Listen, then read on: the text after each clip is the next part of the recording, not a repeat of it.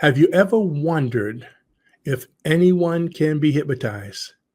What if I told you that with the right approach, just about anyone can, including you? And that's what we're going to talk about. First, there's the myth or misconception of hypnotizability. Okay, the common misconception is that only certain people can be hypnotized. I hear this all the time. Oh, that's for weak-minded people. Oh, that's for strong-minded people. Oh, that's for this kind, for that kind. Okay. With the right approach, like I said, anyone can be hypnotized because anyone who can understand the language can be hypnotized. But, okay, there's always a but anyone can also resist being hypnotized.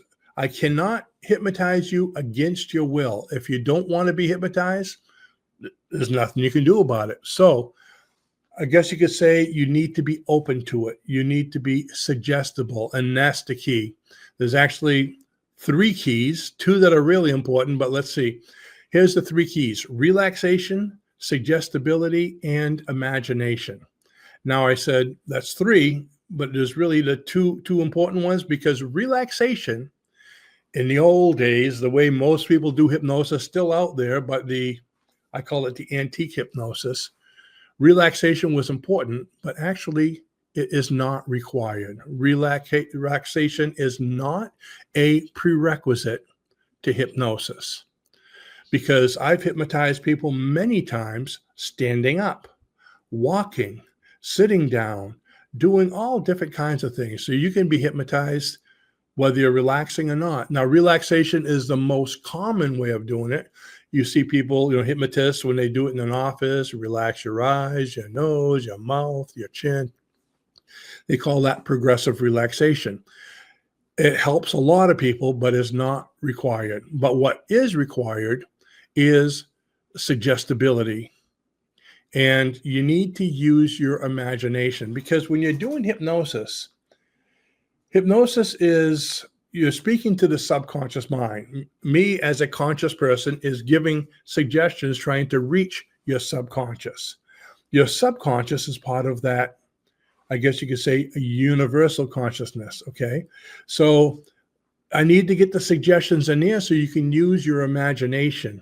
Now, imagination is part of the subconscious world. It is, I guess you could say, the 6th sense, because consciously you have your 5 senses: sight, sound, taste, smell, and touch. Okay, that's how you're affected right now. But when you go into the subconscious, you're not using those. You're using the 6th sense, which is imagination. So anything that helps you to use your imagination will help you to be hypnotized. Now, I said anything. So hypnosis, I guess if you look at the pie, all the different pieces of the pie of how you can condition or change your mind, hypnosis, although it's a very big one, is what we've been doing for over 30 years now. It's only one piece of the pie. There's a lot of other pieces that use that same thing or same elements of suggestibility and imagination, such as affirmations. There's another one. Meditation. There's another one. Prayer. There's another one. Reiki uses these same kind of things. Chakras uses suggestibility and imagination. So, and you can go on and on and on. Matter of fact, right now we're presently working on a spiritual healing course that we're putting together. And there's like 25 different ways, different modalities that you can use in addition to hypnosis that will help you to heal, from ones that are using the alpha brainwave state, some that take you a little deeper into the theta, and some into the delta. So depending on how much you can relax will depend on how quickly you can heal and how much you can heal. Okay, so there's a lot of different elements having to do with that. Now, I said you can hypnotize anyone, but not everyone is hypnotized the same way. This is why people that do hypnosis that have been taught properly will actually test your mind to see how your mind works before they hypnotize you. Because if I do it the same way for everyone, like relaxation will only work on, probably 80% of the society is non-analytical, which are the ones you can relax. But if they're having a bad day or they're stressed out or a bunch of other reasons, they might not be able to relax then. So let's say maybe 50%. How about all the others? So relaxation works for some. For the others, the analytical ones, we use what we call the confusion technique. What's the confusion technique? It's keeping your mind busy and delivering suggestions at the same time. So for an example, if I have a doorway over there and there's a British guard standing in the doorway and behind him is your subconscious mind. I'm the conscious mind and I'm trying to give suggestions so they're accepted by your subconscious. Now, the relationship between the conscious and the subconscious will obey and do whatever the conscious mind says. It is always obedient. It's just one of the rules of it. But your conscious mind, that guard, will resist, will fight, will try to not let all the suggestions in because we are geared consciously, we're geared negatively.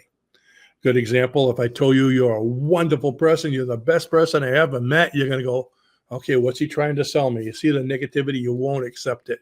You're the most beautiful person I've ever seen. Yeah, right. What are you trying? What do you want? You need money? You see, we resist it.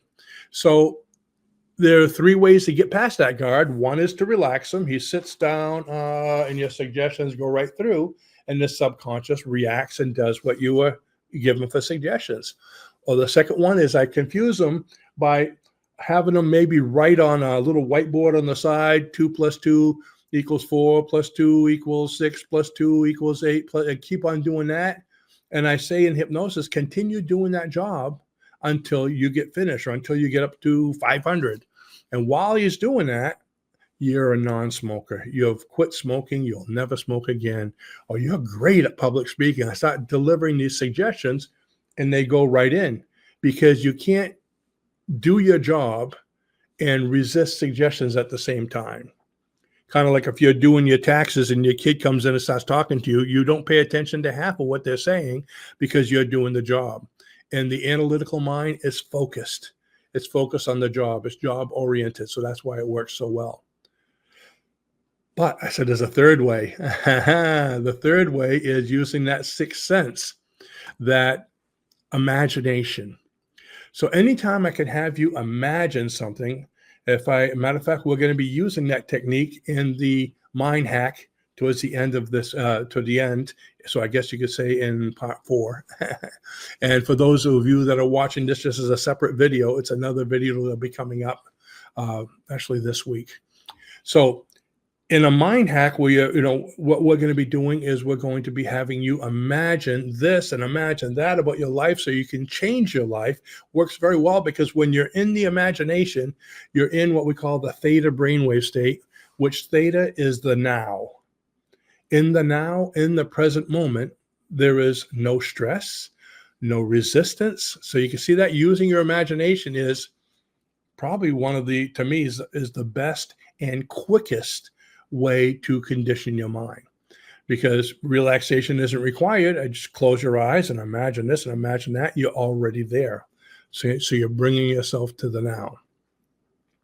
So that covers relaxation, suggestibility, and imagination, which is engaging the now. So different people respond to different methods. No two people have the exact same mind. So this is why we test them in our courses that we teach. So you know exactly where somebody fits on the graph. And once you find out where their mind is, you tailor the session to them.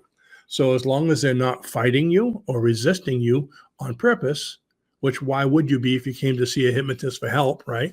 So as long as there's no resistance and you can understand the language, everyone can be hypnotized. So if you're excited about learning how to hypnotize anyone and want to master these techniques, go to the link below the video and check out our hypnosis certification course, where you can get basically everything you need to know. It's like a step-by-step process to become a skilled hypnotist. And this is a home study course, which you could do at your own pace, and you're getting the certification and everything. But if you'd like to do it in a live course, go to our online store and look at the dates that we have for live training. Matter of fact, the next one we have is coming up in September, where it's a 6-day online Zoom training, interactive, where by the end of the 6 days, you will be certified, you'll be qualified, and you'll be comfortable because there's a lot of hands-on practice. You'll be hypnotizing people in different parts of the world right on the television screen or on the computer screen upon graduation. So you can do it with your friends, relatives, or even start a business.